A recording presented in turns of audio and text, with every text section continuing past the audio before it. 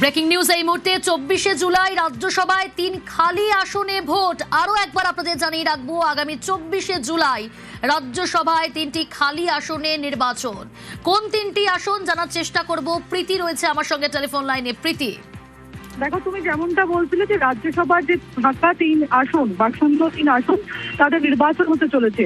সুখেন্দু শেখর রায়, সুস্মিতা দেব এবং প্রকাশিক বড়াইক, তারা কিন্তু এই 3 জন মূলত পদত্যাগ করেছিলেন, ইস্তফা দিয়েছিলেন এবং তারপরেই কিন্তু এই 3 আসন কার্যত ফাঁকা ছিল। এবং সুখেন্দু শেখর রায়, সুস্মিতা দেব এবং প্রকাশিক বড়াইকের যে সিট, সেই সিটেই কিন্তু 24শে জুলাই, আগামী 24শে জুলাই নির্বাচন হতে চলেছে। এবং নির্বাচন কমিশনের তরফে কার্যত একেবারে নির্দেশিকা দিয়ে জানিয়ে দেওয়া হয়েছে 24শে জুলাই সকাল 9টা থেকে 4টে পর্যন্ত নির্বাচন হবে এবং তার পরবর্তীতে এই যে ভোট, সেই ভোট কাউন্ট হবে। বেশ।